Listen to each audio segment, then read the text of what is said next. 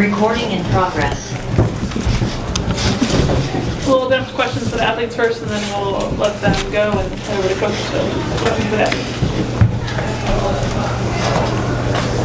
The questions for the athletes. For Paige, I'll start. With the offense tonight, the three ball was just not really there. What did you see? How can you guys get more threes? How can you build upon that next game? Yeah, I think hunting them more in transition. They did a really good job of top blocking our actions and guarding the arc, guarding the three-point line. So they made those more difficult. So I think getting them more in transition, fighting off of their defense and their congestion. Yeah.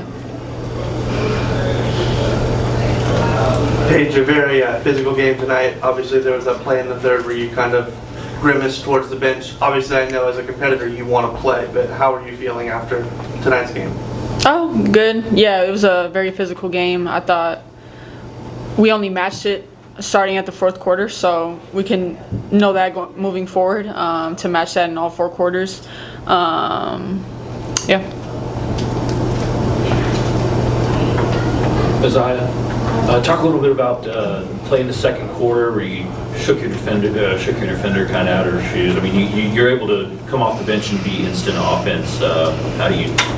How does that happen? Yeah, just like you said, just trying to be that instant offense off the bench, being that energetic rookie, just doing what I have to do, trying to get the ball in the basket. So, yeah. Is it difficult sometimes when your limits are a little more limited, or your minutes are a little more limited at times? Is it difficult to find that rhythm? No, you just always got to stay ready. You never know what's going to happen. You never know where the game is at, who needs to be in the game. Just always got to stay ready. Paige, what were some of the challenges that Kelsey Mitchell posed to the defense today? She's just one of the toughest people to guard in the league. I'm sure if you ask around, you can find a lot of those same answers. But just her quickness and her ability to score at all three levels, and also her ability to not just relent to tough defense and take the easy way out, but continue to fight through and get the ball, get to spots that she wants to get to. So overall, she's just a tough guard. You guys played some small lineups tonight, and the Fever had a pretty big rebounding advantage. What's the challenge in rebounding when you're playing smaller, and how can you guys be more aggressive in that area? Yeah, just get into their body, pushing back, just not allowing them to, gain a crowd and, just get the rebound. So, just us being more physical. So Rob on the Zoom. Thank you, Rob Jansen, for the fighting finish. Paige was 35%. The real. My question's for anyone really. Over the last 5 to 7 games, these losses have been pretty close. Just kind of wondering, going game to game, how do you keep your head on the swivel and stay focused on the task at hand? Just watching film, looking at our mistakes, see what we can do better in the next game. Like you said, all of our games are right there, and it's going to be like that for the rest of the season. So it's just a matter of us taking pride and just finishing that finish line. Jordan, go ahead.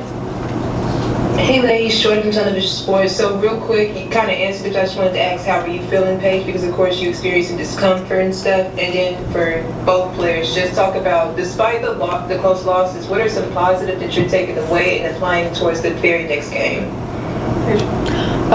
Yeah, I'm fine. Just a normal basketball knee to the thigh sort of thing. So hurts in a moment, probably here tomorrow, but just got to work it out. And then I think the fact that we're competing in every single game that we play in, and we're just building reps, and we're a very young team.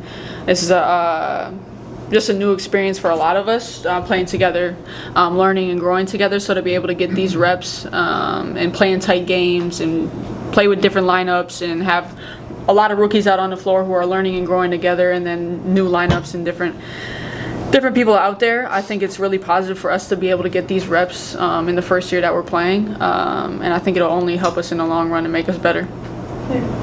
Paige, last game defense was a topic, and then you just mentioned it earlier, the team waiting to the fourth. What do you think needs to happen from your team to raise up to the defensive standards that the team has? Just to hold ourselves accountable to it, to look in the mirror and say what you're going to bring and what you're going to do, so then you can hold each other accountable. But it's just a will and desire to want to play and defend and take pride on that end of the floor. Yeah. Courtney, go ahead. You're on mute. Courtney, you're on mute. Sorry about that. This question is for anybody who wants to answer. New Stitch Media here. You guys have 2 upcoming games with the New York Liberty. You guys have a couple of days to get some rest, maybe get some back into practice. What are you looking to implement from tonight's matchup, moving ahead, looking forward to the Liberty upcoming? Yeah, just getting recovery, make sure we staying hydrated, locking in with ourselves, stepping away from this for a little bit, but getting back to it, watching film from last game with New York, and just doing what we have to do and just locking in. Ladies, thank you. Thank you.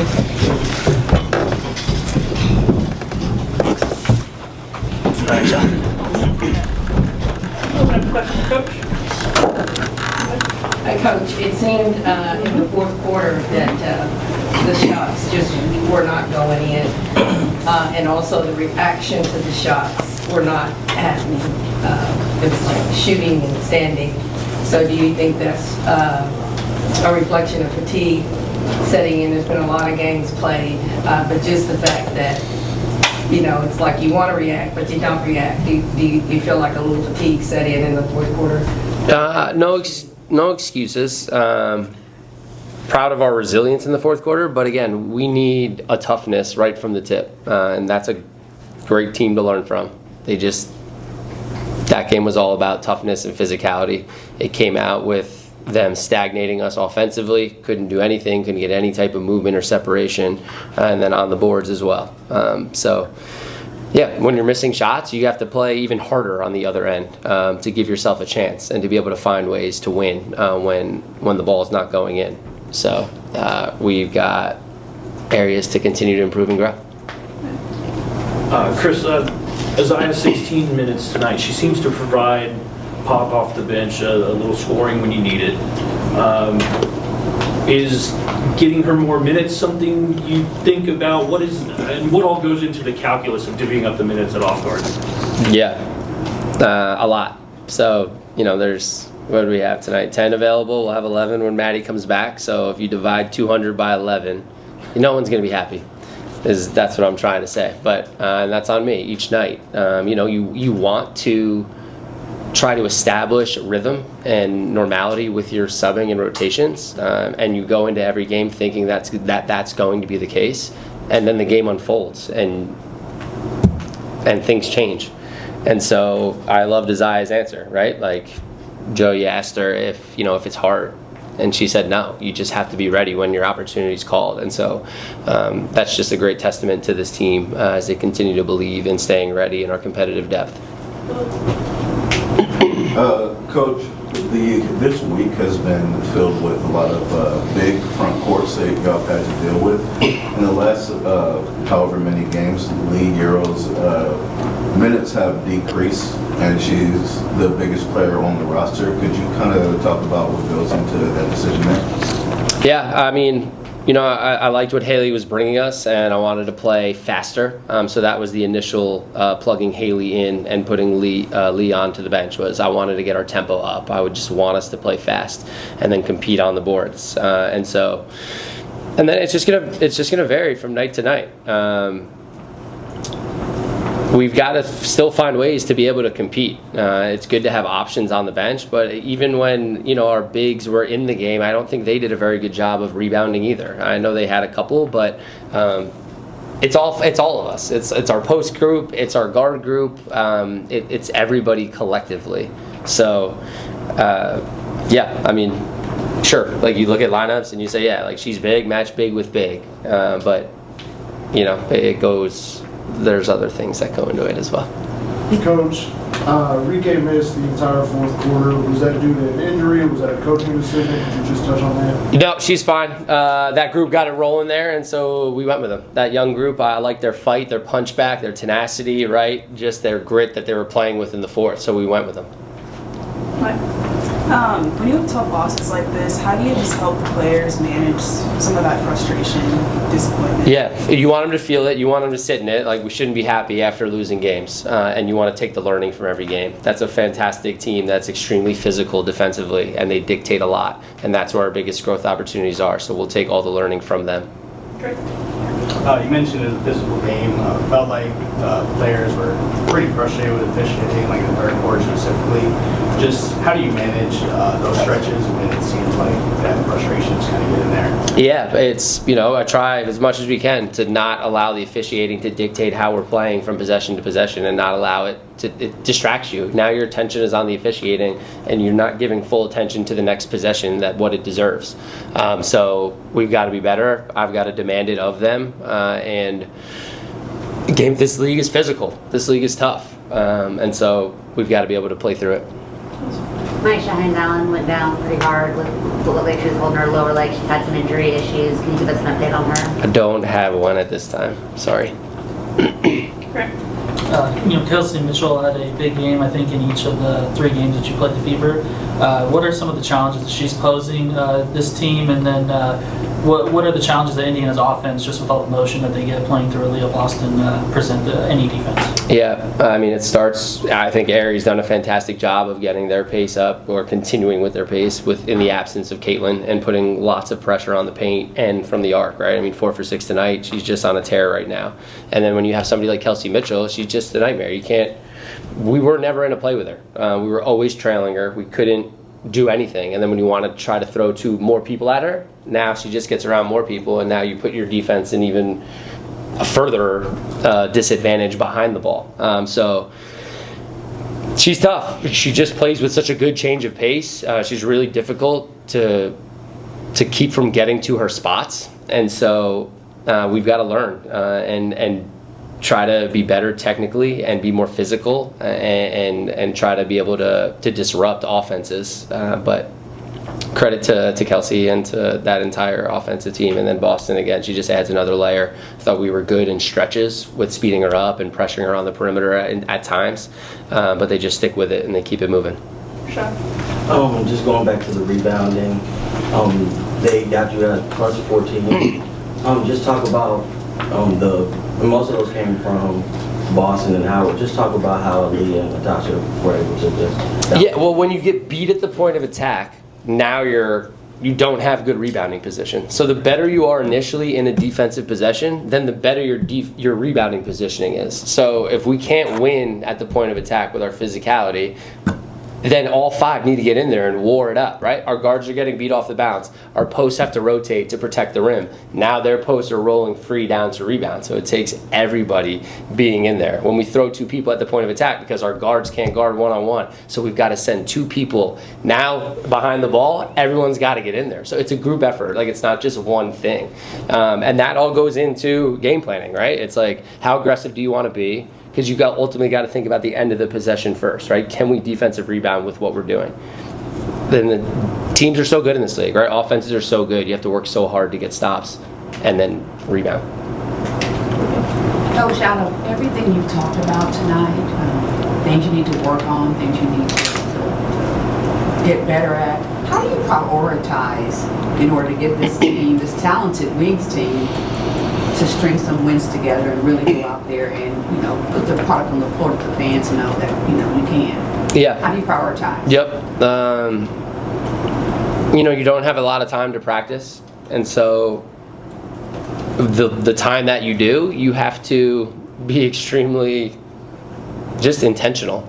And that's hard because there's so many things that we need to work on. So you just need to pick bits and pieces. But a rebounding thing is, we're not doing rebounding drills in the WNBA, but maybe we should. It's just a toughness and a tenacity, and so we're prioritizing defense. I'll say that. And so when we get in here on Sunday and Monday, we'll have 2 good days, and hopefully we'll see a re-energized team on Tuesday in New York. So you just talked about prioritizing the defense, but how are you still hoping to go about finding a little more balance offensively with the starters specifically? Yeah, just as the ball moves, trusting our teammates will make shots. We didn't hit shots tonight, right? We've had a couple good nights from the arc. Our posts have hit a bunch of shots, and then those just didn't fall tonight. So I think as the ball continues to move and we continue to trust each other, the balance will be there.